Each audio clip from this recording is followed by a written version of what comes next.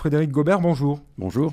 Vous êtes docteur en sciences du langage, écrivain, professeur de lettres. Merci d'être avec nous pour nous présenter votre dernier ouvrage paru aux éditions L'Harmattan, Le système éducatif français à l'ère du ludique, de l'hédonisme et de l'adolescent. Tout un programme. Les jeunes générations ont le monde dans la main et paradoxalement, parfois cela les en éloigne. Alors, pourquoi avoir choisi d'écrire sur ce thème symptomatique, s'il en est, des mutations de notre société ? Est-ce que vous avez senti qu'il manquait des clés à certains parents, à certains éducateurs ? Tout à fait, c'est exactement ça. Enfin, les clés, elles me manquaient à moi-même parce que moi, je ne comprenais pas grand-chose au système éducatif. Et donc, j'avais vraiment un besoin de le comprendre. Et donc, j'ai écrit ce livre d'abord pour moi, pour le comprendre. Et maintenant, j'ai envie de partager parce que je pense que beaucoup de parents et même de personnel de l'éducation ne comprennent pas grand-chose. Hormis votre rôle de professeur, vous avez des enfants vous aussi ? Tout à fait. Donc vous êtes concerné au premier plan. Au premier chef, oui. Alors, vous avez une notion qui est développée au début de votre ouvrage, c'est la notion d'hyperspectacle. Est-ce que vous pouvez la définir pour nos auditeurs ? Oui, c'est très simple, ce n'est pas une notion que j'ai inventée du tout. Ça signifie le spectacle généralisé dans tous les domaines et dans toutes les sphères de la vie. Et donc, ce spectacle étant consubstantiel à la vie des adolescents, ils l'attendent partout et quand ils ne le trouvent pas dans l'établissement scolaire, eh bien pour eux, c'est une frustration et ils voient nécessairement du coup le lieu scolaire comme un lieu réactionnaire, ringard, vieux jeu, d'emblée en lui-même. S'il n'y a pas cet hyperspectacle, ils trouvent que c'est austère, voilà, inintéressant. Voilà, donc c'est pour ça qu'il faut développer le ludique, l'hédonisme à l'école, parce que du coup, ça permet à l'élève de se reconnaître et c'est censé lui donner envie de travailler. C'est pas quelque chose qui était déjà là avant, cette espèce de faculté à être facilement blasé chez les adolescents notamment ? Alors, l'adolescence, c'est un concept conjoncturel en fait. Ce n'est pas une réalité de tout temps. On a l'impression que l'adolescent a toujours existé. En fait, il est né avec la bourgeoisie et avec l'école. Et donc, quand on comprend ça, on comprend qu'en fait, est né avec lui, eh bien, est né justement ce qu'on connaît de l'adolescent aujourd'hui. Mais c'est pas une réalité de tous les temps. D'accord, oui, c'est vrai qu'avant, on n'avait pas le temps dans nos sociétés de vivre une adolescence. Quand en France, il y avait 85% ou plus de paysans, eh bien, l'adolescence n'existait pas beaucoup. Elle était réservée à la grande bourgeoisie, à ceux qui avaient des loisirs, mais les autres ne la connaissaient pas. Donc c'est un fait assez contemporain qui du coup engendre des problèmes contemporains aussi, mais qui a quand même des avantages, rassurez-moi. Oui, bien sûr. Évidemment, il vaut mieux aller à l'école qu'aller à l'usine à 8 ans, il n'y a pas de doute. Donc dire qu'il y a des soucis, ça ne veut pas dire que, par exemple, si je dis, je peux prendre un fait comme ça qui me vient, si je dis par exemple que le fait d'aller à l'école ou au collège jusqu'à 16 ans, cette obligation, qui est vue comme un progrès, a été voulue essentiellement par le patronat en 1959. Souvent, ça surprend les gens, même des gens de gauche, des syndicalistes. Et donc, je ne veux pas dire par là, il faut être contre, et donc il faut envoyer les enfants à l'école, au travail, à l'usine ou à 8 ans, pas du tout. Mais du coup, ça donne un autre regard sur cette réalité. Alors, cet hyper-spectacle, est-ce qu'on peut englober dedans aussi le côté mise en scène ? Maintenant, la plupart des adolescents, même des enfants parfois, ont leur blog, leur page internet. Ils aiment se mettre en scène dans les choses du quotidien. Ils se nourrissent aussi de ça quand les autres le font. Est-ce que ça fait partie de cet hyper-spectacle, de cette notion-là ? Ah oui, voilà, c'est ça. On est dans la mise en scène de tout, de soi en premier lieu. Et quand on se met en scène, mais on n'est pas soi-même, on donne à voir une certaine image de soi. Il faut toujours qu'elle soit positive, valorisante. Et du coup, on est toujours en dehors de soi et on ne développe pas qui on est, mais on développe une image auprès des autres et du coup ça ne nous aide pas à nous trouver, on se perd et c'est pour ça que une des raisons pour lesquelles les adolescents ont tendance à se perdre aussi dans cette mise en scène généralisée d'eux-mêmes. Il y a le monde virtuel, celui de l'internet, etc. Et puis il y a la vie réelle et ils sont un petit peu... il manque de repères entre les deux finalement. Oui, tout à fait, exactement. Ce manque de repères est dû notamment aux écrans, à la généralisation des écrans. Et l'écran, c'est pas la vraie vie que l'on peut toucher, c'est pas parler à quelqu'un. Et le fait de vivre par procuration, c'est un rapport au monde qui pose problème. On voit des expressions naître comme IRL. Les ados utilisent ça entre eux. IRL, ça veut dire in real life, dans la vraie vie. Du coup, ça montre bien le décalage entre les deux. Justement, ces écrans, vous en parlez également dans votre ouvrage, et leur omniprésence. On a tous un écran dans la poche, même maintenant, même les seniors ont un écran dans la poche. Oui. À la maison, on en a partout. Comment faire avec ces écrans pour que ce soit une force et que ça ne nuise pas au développement de tout un chacun ? Alors, effectivement, les écrans, d'abord, quand les élèves se lèvent, souvent il y a la télé. S'il n'y a pas la télé, il y a le portable, pas forcément avec les parents, ils ne sont pas au courant, mais hop, on regarde le portable, on envoie un SMS, on dit quelque chose à un copain, une copine. Ensuite, dans le bus, pareil, on a le téléphone. Ensuite, en classe, on pousse de plus en plus les enseignants à travailler avec le numérique et donc le vidéoprojecteur, les tablettes maintenant. Dès qu'on sort de classe, on a à nouveau son téléphone, on rentre chez soi, il y a la tablette, il y a Internet, il y a la télé.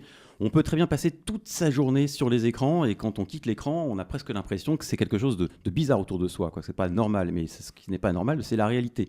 Et si on en est là, ça devient particulièrement grave. Donc comment faire quand on est parent pour faire en sorte que son enfant aille moins sur les écrans? Alors, en ce moment, ce que j'ai tendance à dire, c'est quelque chose qui ne cherche pas du tout à culpabiliser qui que ce soit, parce que la première personne à laquelle je pense quand je dis ça, c'est moi. Voilà, moi je suis père, et donc c'est à moi que je l'applique, c'est s'occuper de ses enfants.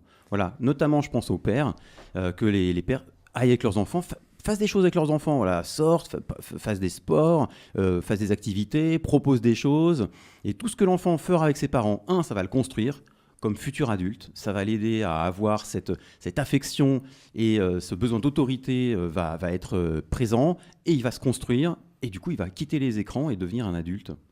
Ça me fait penser à un proverbe qui dit si tu veux éviter de punir un enfant, occupe-le. Voilà, et puis occupe-t'en. Voilà. C'est encore mieux. Ces écrans, ça passe aussi par l'exemple parce que là encore, vous faisiez référence à vous, je fais référence à moi sur ce coup-là. On n'est pas toujours le meilleur des exemples avec nos activités professionnelles. On est tous, quelle que soit la génération, hyper connectés. Donc on donne aussi un exemple un peu biaisé. Voilà, de la vie à nos enfants. mais là, on met le doigt sur un des points essentiels de l'éducation, c'est que souvent les parents se disent bon, éduquer son enfant, c'est lui dire ce qu'il doit faire et pas faire, en gros. Alors qu'en fait, 80% de l'éducation, sinon 90%, passe non pas par ce qu'on va lui dire de faire ou de ne pas faire, mais par le modèle, par le mimétisme.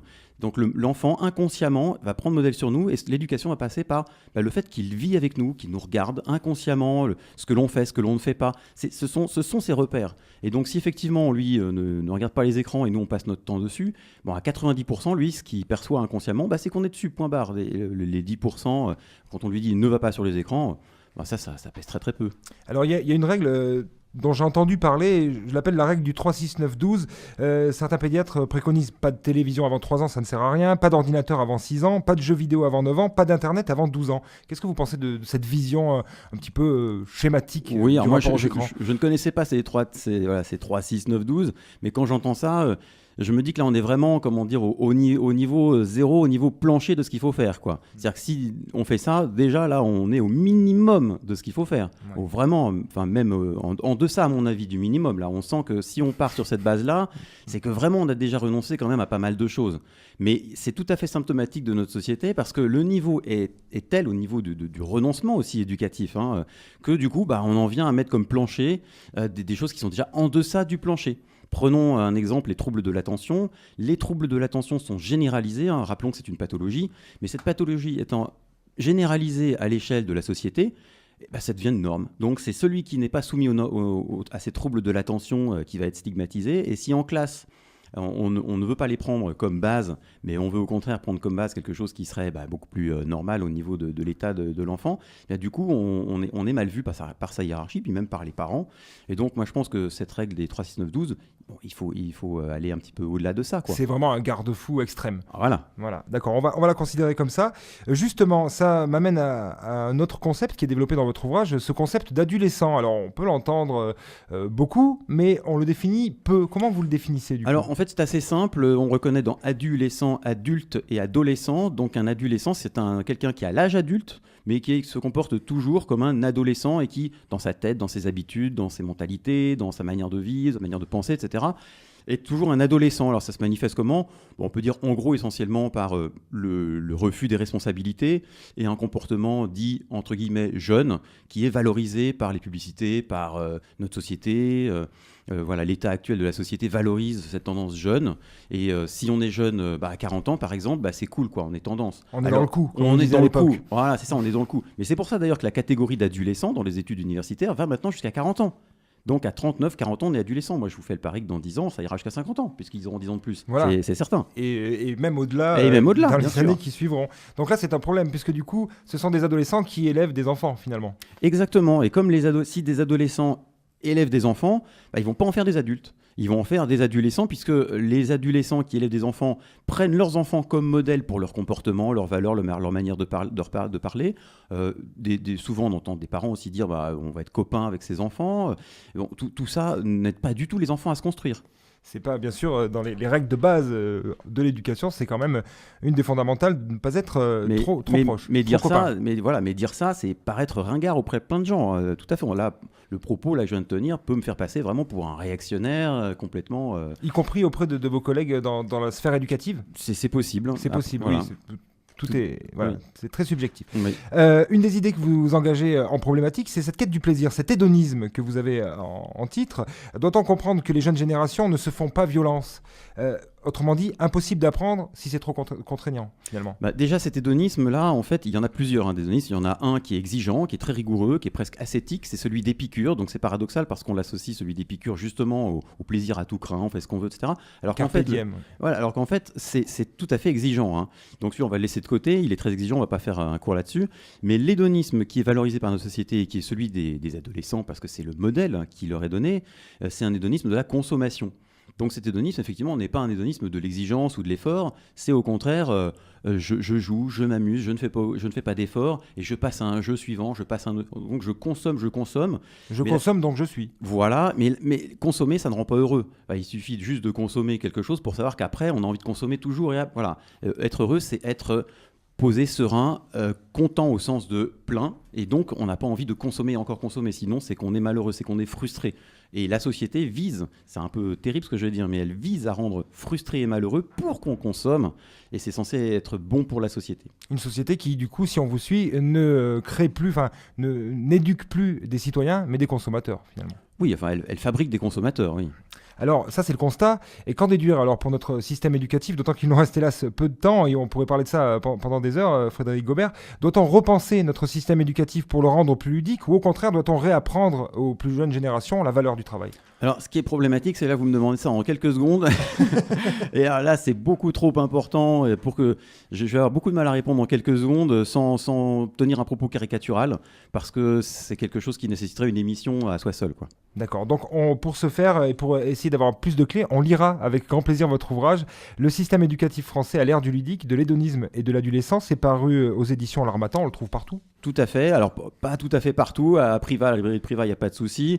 Et j'en profite d'ailleurs pour dire qu'il y a une soirée organisée autour de ce livre à la médiathèque de Privas à 20h30 le mardi 8 novembre.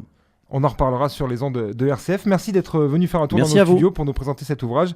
Frédéric Gobert, je rappelle que vous êtes docteur en sciences du langage, écrivain, professeur de lettres, et donc que cet ouvrage mérite d'être lu. Merci Frédéric. Merci.